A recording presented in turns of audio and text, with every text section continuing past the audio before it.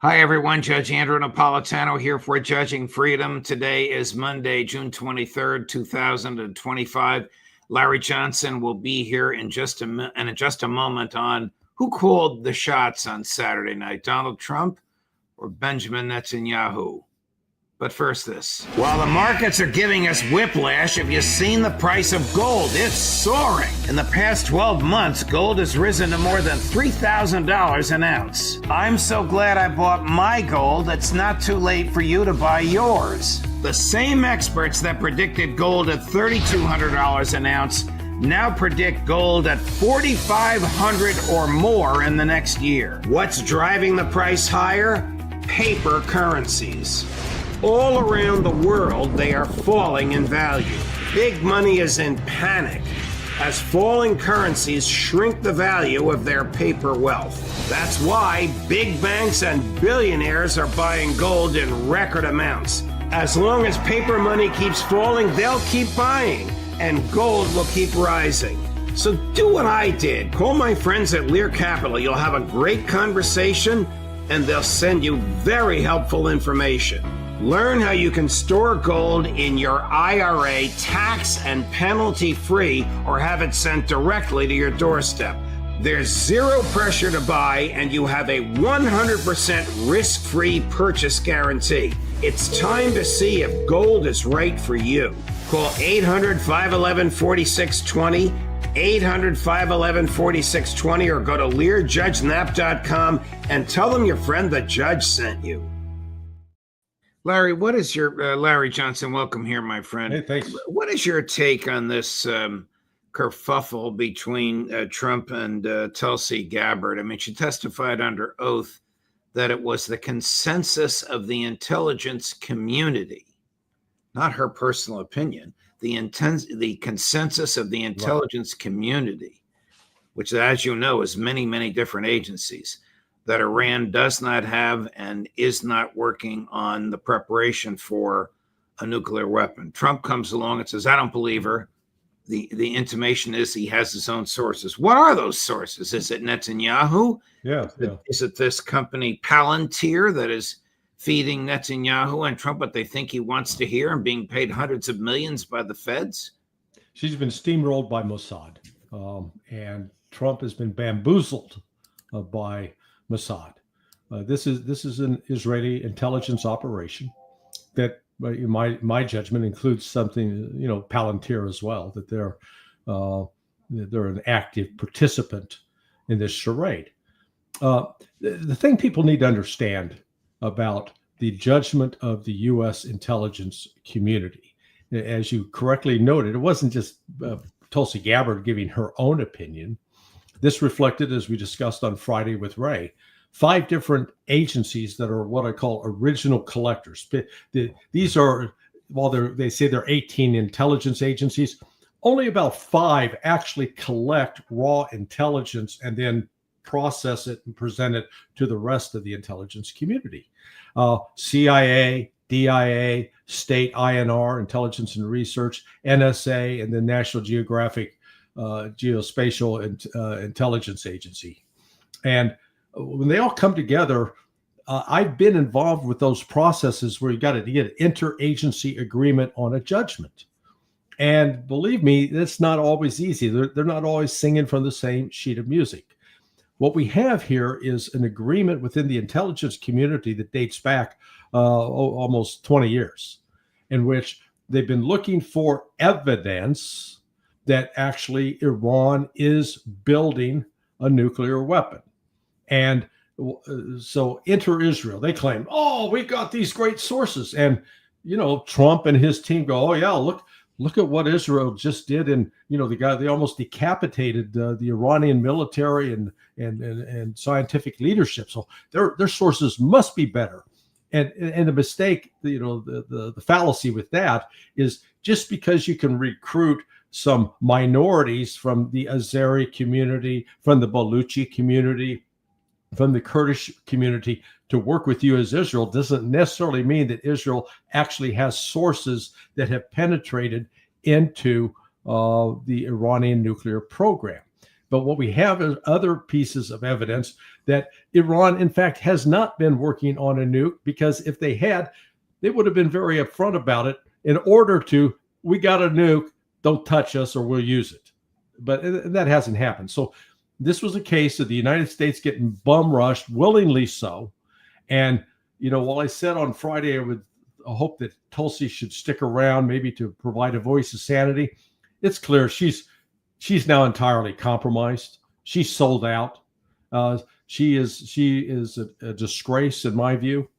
She could have stood up to these people and risk getting fired, but at least you got your integrity intact. She no longer has. Yes. Chris found some tweets that she sent out while she was still in Congress, which were absolutely fabulous in terms of arguing against the United States becoming subservient to Israel. I can't imagine she could say something like that today and expect to keep her job. In fact, I do believe she has purported to walk back what she said under oath before Congress in March, even though, as you point out, it's evidence, it's fact, it's not an opinion. She was, as she's supposed to do under the law, gathering evidence and presenting it to the president and to the Congress.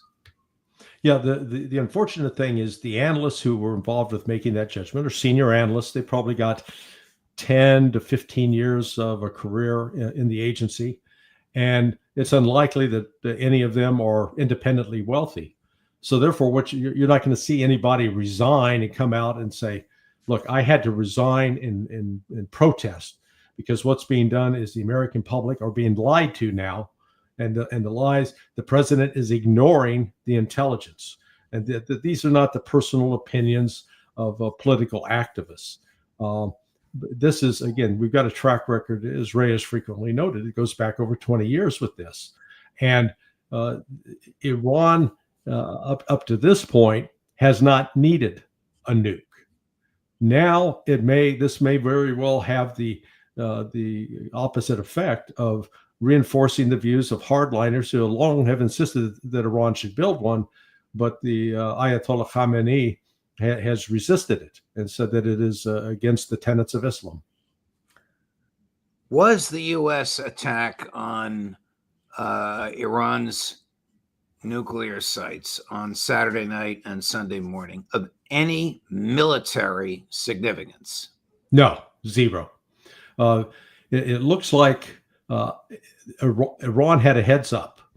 Whether that was provided by the United States, and that's not without precedent. I saw that happen twice back in 2017, 2018, when Trump launched bombing missile strikes in Syria, allegedly to take out Syrian chemical weapons capabilities.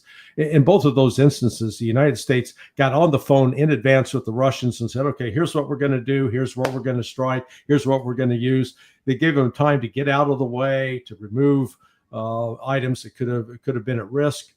And so it's possible that the United States did that again this time, which is why Iran started removing items from some of those sites like Fordo 2 to 3 days before the strike actually happened. Or alternatively, the Chinese and Russians provided Iran with intelligence that, hey, they're coming, so you better, batten down the hatches and be prepared. Regardless, this, Trump's claim, Carolyn Leavitt, she's much better looking than Baghdad Bob, but she's acting just like Baghdad Bob. We obliterated everything. No, they didn't.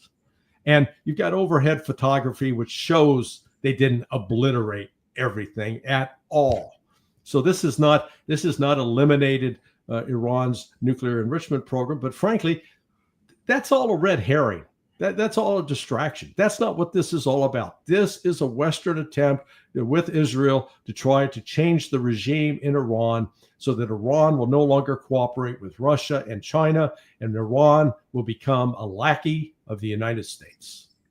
And Iran successfully moved out of harm's way all of the nuclear material and nuclear enriching equipment. But if you hear Secretary Hegseth, President Trump's planning was brilliant. if you hear the president use the phrase that you just quoted from his press secretary, Carolyn Leavitt, totally obliterated, neither of these statements are anywhere near accurate. No. We need to get Pete Hegseth a new tube of chapstick, because he's keeping his lips busily implanted on the president's backside, and he needs to sort of lube them up a little bit so he doesn't dry out. Didn't you and Ritter both tell me that this so-called attack took months of planning, was actually originally planned in the Biden administration, was rehearsed in the Biden administration, was rehearsed again in the Trump administration? So whatever Hegseth is saying was brilliant was actually planned by his predecessors. Well, yeah, that wouldn't be, it wouldn't be, I didn't say that, but I think Scott did.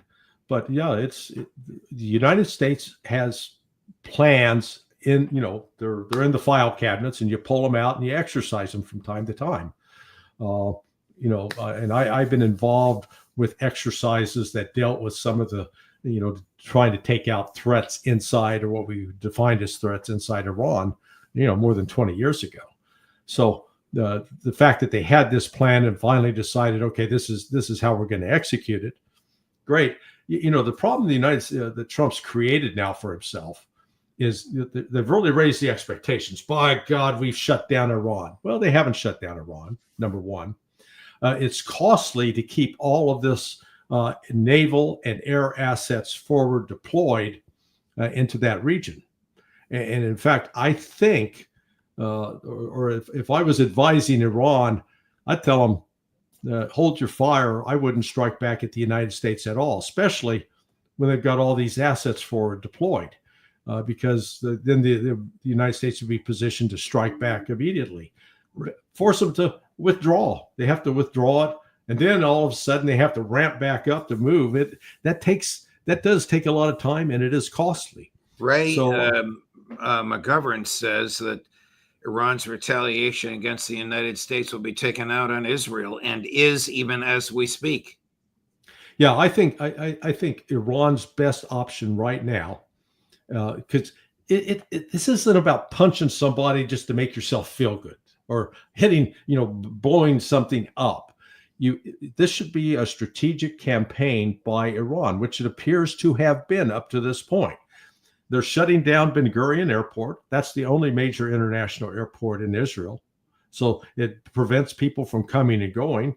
They've shut down operations at Haifa Port, and they can continue to attack that. I think there's another port just south of that. I forget the name of it. But you should close the ports down. All of a sudden, nothing's coming in to Israel as well. You take out the military and intelligence headquarters. You attack the Dimona, the nuclear reactor site. You shut down the power grids.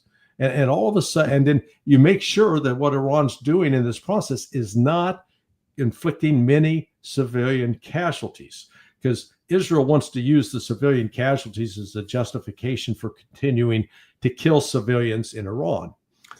Iran is actually in a position that it can sustain this ballistic missile campaign targeting these strategic nodes in Israel.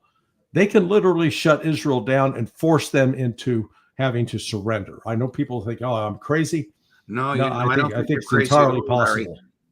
Not just because you're my friend and we've collaborated together for so many years, but because what you're saying is true. Haaretz is reporting nobody goes to school and nobody goes to work in Israel. The government won't even permit people on the street. So how do you buy bread? How do you bake bread?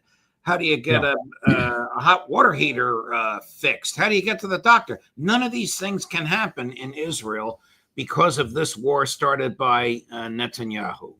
Well, and then the air defense system, their missiles, one of the major components is this Arrow 2 and Arrow 3 missile. Now, initially, I had assumed that those were made in the United States and shipped to Israel. Oh, no. The components are made, a lot of the components are manufactured in the United States, but they are shipped to Israel, where Israel assembles them. Well, if you think about it, every single ballistic missile fired by Iran, you have sometimes as few as 2 and as many as 10 of those Arrow missiles fired up in the air at the Iranian ballistic missile. Each one of those Arrow missiles costs between 2.5 and $3 million. So right away, if you fire just 2, you're $6 million. If you fire 10, oh, you're $30 million. And the missiles that the Iranians are firing reportedly cost $500,000. So economically, it doesn't work. And how many does Israel manufacture in a year? Between 25 and 50. Wow. So all of a sudden, you go, whoa, wait a second. We're only making 50 of these a year. How do we get military supplies to Israel if they don't have a major airport? Well, they'll fly them into one of the military airports like Nevatim, but Iran's attacking those as well. So it's not an impossible logistics problem, but it is. But again, the logistics problem is neither the United States nor Israel have large stockpiles, quantities of like the Arrow 2, Arrow 3 missile, among others. Same for the Patriot missile. So the air defense system, Iran can, over the course of the next week, if they sustain the missile campaign, which I believe they're capable of doing, can literally exhaust and deplete Israel's air defense system. And so Israel, they're going to be sitting there. The people are going to be continuing to live in bunkers and air raid shelters for the foreseeable future. I'm going to ask you in a minute about Netanyahu's power to call the shots. But before I do, I'm going to play a clip from a young colleague of ours, Kyle Anzalone, who summarized this rather powerfully and brilliantly. Chris, cut number 10. Trump has given up his role as commander-in-chief. He has given that over to Benjamin Netanyahu, who is effectively guiding the American military, telling them where to bomb, when to bomb. This war in no way benefits the United States of America. This is a war of choice, an offensive, aggressive war of choice launched by Prime Minister Benjamin Netanyahu to prevent Trump from making a nuclear deal with Iran. And Donald Trump is allowing Netanyahu to pick targets in Iran, just like he did in Yemen, by the way, when we are blowing up apartment buildings and hitting all other kinds of civilian targets, killing hundreds of civilians in Yemen with absolutely no benefit, costing us billions of dollars. We were again relying on Israeli intelligence. And again, Trump is allowing Netanyahu to guide the U.S. war machine. We should be horrified by this. We are supposed to be a sovereign country. And yet it seems like not only Capitol Hill, but now the White House is effectively occupied by Israel. Called the shots, Donald Trump or Bibi Netanyahu? Well, no, it's Trump. But Netanyahu is influencing U.S. policy through the intelligence network. The intelligence channels have been flooded with all this Israeli disinformation, I call it. And you've got John Ratcliffe and Mike Kurilla, the commander of CENTCOM. They both eaten it up, and so they've taken the attitude that Israel's got the ground truth, and it's based upon those Israeli lies. We are then launching these operations, which, as Scott pointed out to you in previous conversations, have been planned for quite some time. But again, while the cover for this is that, we're trying to stop Iranian ability to enrich uranium, that's not the goal. The goal is to completely destabilize Iran, put in power somebody who's going to be subservient to the United States in order so that we can weaken Russia and China. They're the ultimate targets in this. Iran is just merely one more piece on the chessboard. Tammy Bruce is the spokesperson for the State Department. I know her. I worked with her at Fox for a number of years. She was not known for saying off-the-wall things, but she is now.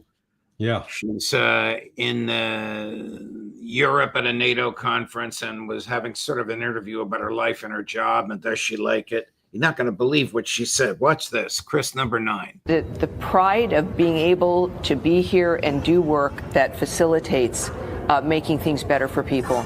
And in the greatest country on earth, next to Israel. In the greatest country on earth, next to Israel. It is, it's an honor to be able to make a difference and to be able to speak in this regard with an administration that I love so much. Greatest country on earth next to Israel. It's hard to believe that a person that works for the federal government could say something like that. Yeah, I have been to Israel a couple of times. And I've been to Moscow. Hey, I think you were in Moscow. So there's no comparison. Yes. No comparison. I mean, candidly, Israel's a dump compared to Moscow or to Shanghai. So, this again, this blind Zionism prevents people from seeing reality. And it's a shame that she's gone down that road. But again, the United States has hooked itself to a policy that is isolating the United States. I think one of the things, like right now, there's been a lot of speculation that Iran will shut down the Strait of Hormuz. I don't think they will. And for this reason, 80% of the oil that comes out of the Persian Gulf goes to Asia. Right now, Iran's standing and diplomatic support from the Asian countries is astonishing.